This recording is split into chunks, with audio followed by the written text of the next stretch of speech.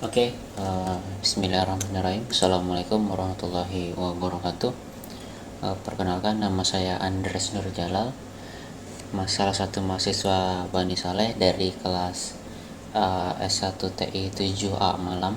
Pada kesempatan kali ini, saya ingin menyampaikan atau menjelaskan untuk tugas mata kuliah manajemen project tentang WBS atau Work Breakdown Structure. Pada kesempatan kali ini saya mengambil tentang manajemen pemilihan atau perekrutan calon karyawan di sebuah perusahaan yang berkualitas. Oke, sebelum kita lanjut, ini ada penjelasan dari apa itu WBS. WBS atau Work Breakdown Structure adalah suatu metode pengorganisasian proyek menjadi struktur pelaporan hierarkis atau terstruktur. WBS digunakan untuk melakukan breakdown atau memecahkan tiap proses pekerjaan menjadi lebih detail. Hal ini dimaksudkan agar proses perencanaan proyek memiliki tingkat yang lebih baik. Oke, pada kali ini di sini saya mengambil tema WBS pencarian calon karyawan berkualitas. Di sini ada 4 tingkatan. Yang pertama adalah lowongan pekerjaan. Kemudian ada tingkatan berikutnya, tahapan berikutnya adalah rekrutmen karyawan. Kemudian ada tahapan training. Kemudian yang terakhir adalah tahapan uji coba karyawan. Untuk durasi di sini di mana aktualnya adalah durasi ini dihitung ketika hari kerja, tapi di saat ini saya tulis keseluruhan saja. Jadi misalkan di sini ada 7 hari tertulis, tapi aktualnya 7 hari kerja di luar hari libur. Oke, untuk penjabaran dari tiap-tiap tahapan ini sebagai berikut, atau saya coba buka di manajemen projectnya. Oke, di sini ada 4 tahapan. Yang pertama ada lowongan pekerjaan, rekrutmen karyawan, ada training, dan uji coba karyawan.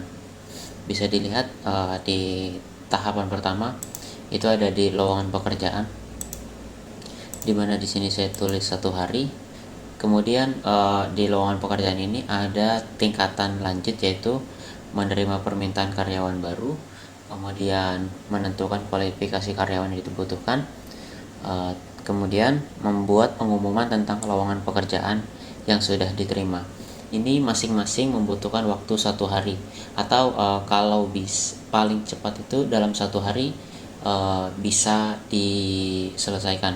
Misalkan pagi di tingkatan pertama ini kami HRD mendapatkan request untuk penerimaan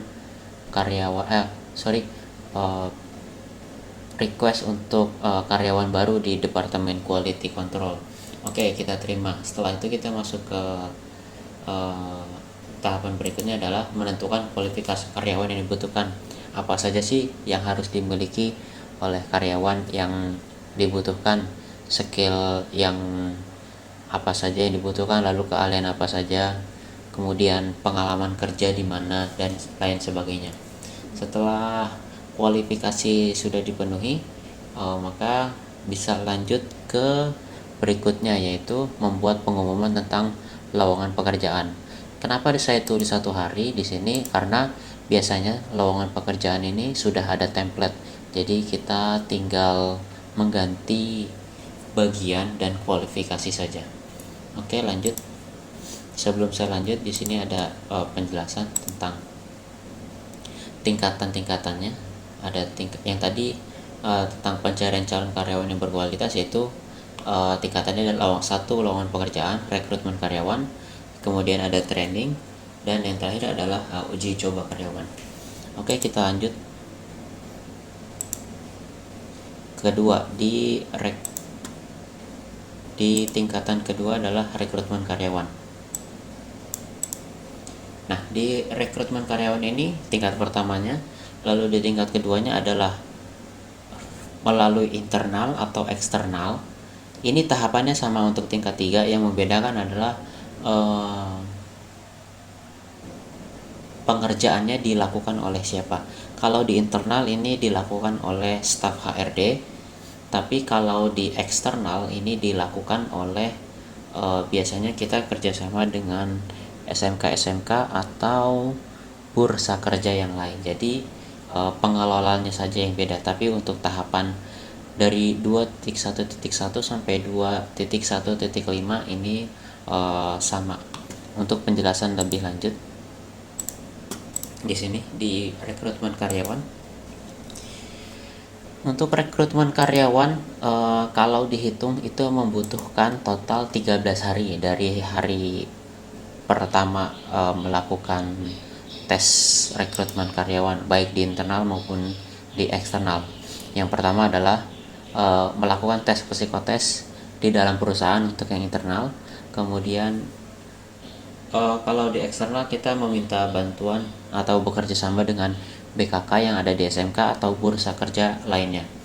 Kemudian setelah mengikuti tes, biasanya kita ada sesi koreksi dari hasil jawabannya tersebut.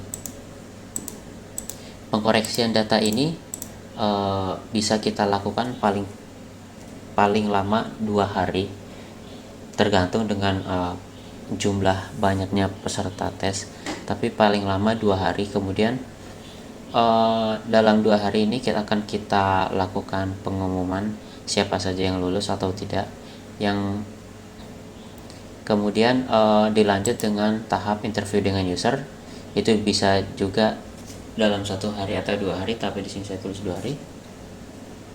Kemudian setelah lolos di tahap interview dengan user, lalu melakukan pemeriksaan kesehatan di rumah sakit atau medical check up.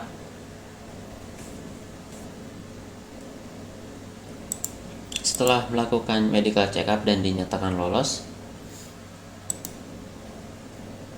maka yang terakhir adalah pengumuman berhasil lolos dan ke tahap berikutnya adalah atau serah terima tanda tangan kontrak.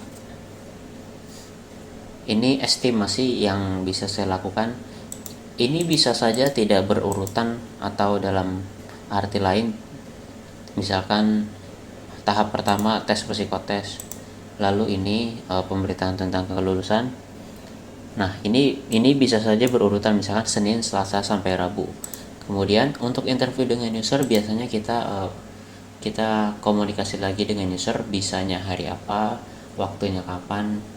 Jadi 2 hari ini adalah dimulai dari si tanggal dari interview dengan user, bukan kelanjutan dari pemberitahuan tentang kelulusan tes psikotes. Sama begitupun dengan pemeriksaan kesehatan dan pengumuman berhasil lolos ke tahap berikutnya. Oke, kita lanjut ke tahap berikutnya adalah tingkat berikutnya adalah training. Di sini di tingkat kedua ada training internal. Training ini dilakukan ketika karyawan sudah menandatangani kontrak.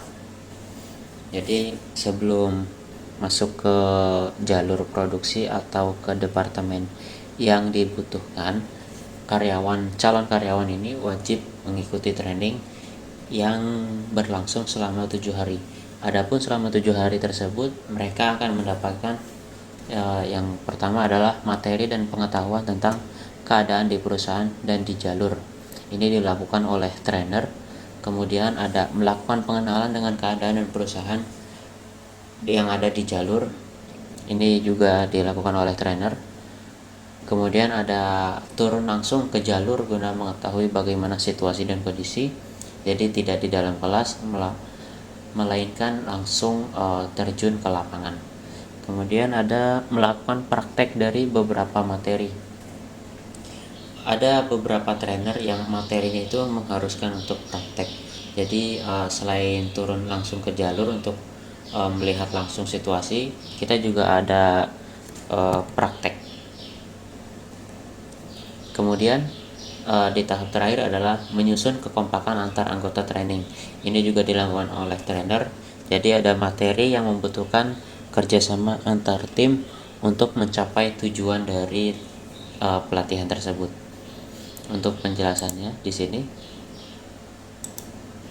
di materi training, di sini saya tulis 7 hari karena memang ini dilakukan dalam rentang waktu 7 hari kerja. Misalkan dimulai dari Senin, berarti Senin, Selasa, Rabu, Kamis, Jumat, lalu Sabtu, Minggu kita tidak hitung, dilanjut lagi di Senin depannya, di Senin, dan akan berakhir di hari Selasa. Oke, selanjutnya adalah yang terakhir adalah uji coba karyawan. Setelah karyawan mengikuti pelatihan selama 7 hari dan dinyatakan lulus dalam pelatihan, maka dari HRD akan melakukan serah terima ke departemen yang membutuhkan. Ini dilakukan oleh staf HRD dan diterima oleh PIC departemen masing-masing. Kemudian setelah serah terima, karyawan tersebut akan melakukan on-job training selama 3 bulan yang akan ditanggung-jawabi oleh PIC departemen tersebut. Setelah 3 bulan, evaluasi dari karyawan tersebut diserahkan kepada HRD oleh PIC departemen. Untuk penjabarannya seperti berikut. Nah, di sini uji coba karyawan saya tulis 90 hari karena ini estimasi dari OJT selama 3 bulan. Tadi yang pertama ada setelah lulus dari training, lalu diadakan serah terima ke PIC departemen, kemudian melakukan on job training selama 3 bulan, yang terakhir adalah evaluasi karyawan. Jadi kesimpulannya adalah untuk melakukan pencarian calon karyawan yang berkualitas di suatu perusahaan itu waktu yang dibutuhkan kurang lebih adalah 109 hari kerja, atau kalau dalam keadaan mendesak tanpa dengan kita abaikan uji coba karyawan ini dan tidak menunggu selama 3 bulan, berarti kita bisa mendapatkan karyawan baru itu di 21 hari kerja. Jadi maka dari itu biasanya di perusahaan dibuat aturan jika ingin request atau meminta karyawan baru atau penggantian karyawan lama, biasanya itu diajukan 1 bulan sebelum tanggal karyawan yang lama itu habis. Jadi dari HRD juga